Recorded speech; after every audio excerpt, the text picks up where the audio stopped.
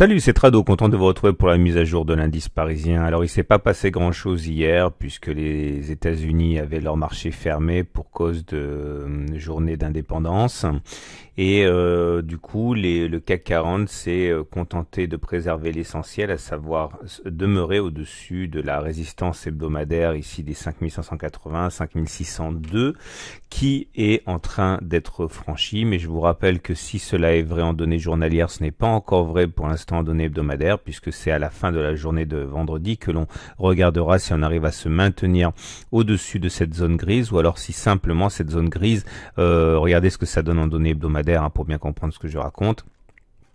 Donc l'idée c'est que si on n'arrive pas à se maintenir au-dessus de cette zone de résistance hebdomadaire ici, eh bien on aurait simplement une mèche haute ici comme ça qui serait extrêmement pernicieuse, parce que ça voudrait dire que bien au contraire on a acté un échec. Donc il faut absolument se maintenir au-dessus de cette zone de résistance hebdomadaire pour pouvoir prétendre à une cassure de cet obstacle. Pour l'instant, ce qui est vrai en données journalières ne l'est donc pas encore en données hebdomadaires.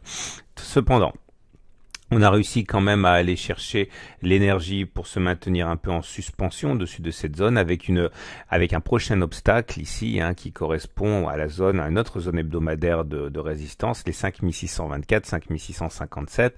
Là aussi, il faut s'attendre à des difficultés. N'oubliez pas que si on a réussi à passer au-dessus de la zone des 5580 à 5600, il nous a fallu quand même beaucoup de tentatives, 6 tentatives ici pour dépasser la zone de prix, plus une autre ici, plus encore deux il y a 3 et 4 jours, et c'est finalement au bout de la énième tentative qu'on a réussi.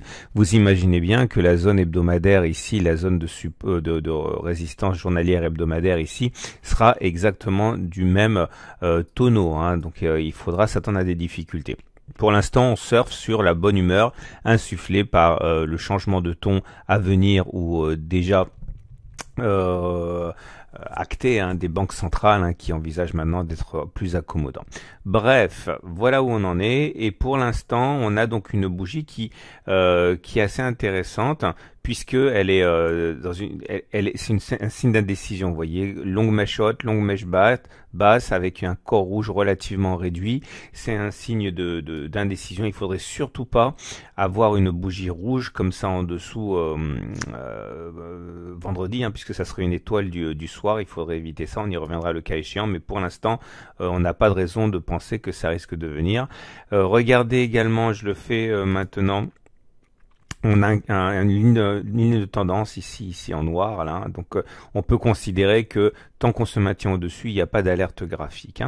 Notez aussi que ceux qui sont haussiers, et visiblement ils ont raison de le faire, ont eu deux stratégies.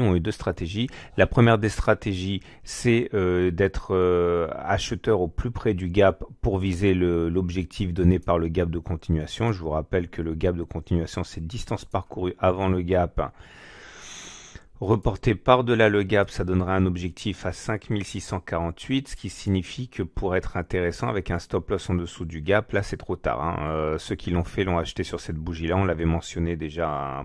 Je l'avais pas fait parce qu'on était en dessous d'une zone de résistance et c'est contre mes principes de faire ça, mais je sais que certains l'ont fait parce qu'ils m'ont envoyé des mails et pour l'instant ils sont en passe de gagner leur pari. Autre façon de faire pour être haussier, c'est les extensions de Fibonacci. Je vous rappelle que on avait ici, je vous rappelle si vous avez des exercices corrigés, tout ça, c'est dans ma formation intégrale. Vous allez chercher le bon module et encore mieux, vous pouvez acheter toute la collection, comme ça vous serez bien formé et vous aurez tous les exercices corrigés que vous voulez. Donc l'idée c'est de prendre la distance parcourue avant la jambe avant la pause dans la jambe de hausse, que l'on reporte par-delà les 100% de Fibonacci. Ça nous donne un objectif cette fois de 5695. Là c'est pareil, pour l'instant, pour faire simple, regardez, on a un objectif ici qui serait maintenant pour nous à 1,31% avec un stop loss qui serait en cas de retour en dessous des 100% à 1. Voilà, en gros on pourrait envisager d'acheter maintenant, sauf que moi je le ferai pas. Puisqu'on est encore une fois en dessous d'une résistance de moyen terme, mais je ne préjuge jamais d'une cassure de résistance. c'est péché. Alors, dernière chose, mais j'en parlerai peut-être la prochaine fois parce que ça va être trop long. Par ailleurs, nous avons les éléments techniques comme d'habitude. Alors, ces éléments techniques, les voilà. On est en tendance haussière parce que la M20 elle est en dessous des cours et elle monte. On a une zone de support ici dynamique avec la M7 et nous avons également les bandes de Bollinger qui nous montrent on a des parallèles haussières, ce qui est tout à fait favorable. Maintenant, pour la énième fois, les tendances techniques montrent jusqu'où on va, mais pas ce qu'on pourrait casser. Donc clairement, ça nous montre qu'on avait raison d'anticiper un retour sur les résistances, mais on ne peut pas anticiper une cassure de ces résistances. Voilà, désolé, je me rappelle beaucoup, mais c'est les bases quand même. En plus, il y a toujours des nouveaux qui arrivent tous les jours, donc il faut faire ce travail pédagogique. Et les autres indicateurs techniques, bon, on a eu le dernier signal haussier que l'on a eu, c'était le 1er juillet, lorsque le stochastique a croisé son signal à la hausse. Bon, il s'est avéré pertinent. Pour l'instant, tout est haussier, momentum au-dessus de 0, et RSI dans sa zone de surachat, MACD au-dessus de son signal, et aucun signe de baisse, si ce n'est, attention, alerte aux divergences baissières, puisque vous voyez bien, les cours font des plus hauts, alors que sur le même laps de temps, le momentum ne fait pas de plus haut, le stochastique ne fait pas de plus haut non plus, le CCI fait pas de plus haut, donc il y a des divergences baissières, et ça, c'est un signal d'alerte. Ça veut dire que ça va baisser, ça veut dire simplement que si vous achetez maintenant, il faut le faire en connaissance de cause, parce que on est dans une situation un petit peu difficile pour acheter. On termine avec l'Ishimoku. Alors ça va nous servir beaucoup, puisque je vous rappelle qu'on est sorti de la zone d'évolution non significative qui était comprise entre 5150 et 5600. C'est chose faite. Le problème, c'est que si on n'avait que ça, je serais d'avis qu'on est parti pour une tendance haussière. Alors ceux qui, les traders Ishimoku vont sans doute tenter de rentrer sur un des supports forts, la Tenkan s'il y a une réaction, la Kijun s'il y a une réaction.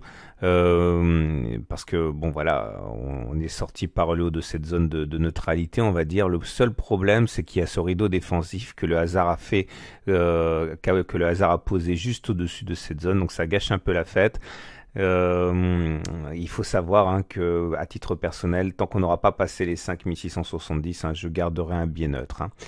Voilà, je vous souhaite une excellente journée, et je vous invite à regarder la vidéo sur l'or, très importante la vidéo sur l'or, puisque l'or n'en finit pas de monter, et de plus en plus d'investisseurs s'y intéressent. Ah oui, tiens, j'ai oublié d'en parler, j'avais dit que j'en parlerai. Le problème pour les acheteurs du CAC 40 aussi, c'est qu'ils ont ceux qui sont rentrés, ceux qui ne sont pas rentrés. Vous savez, moi je suis rentré je suis re-rentré, j'ai renforcé en vertu de la méthode d'accumulation rationnelle sur les 5150. C'est toujours plus facile d'acheter sur un support qu'une fois qu'on a déjà pris 9%.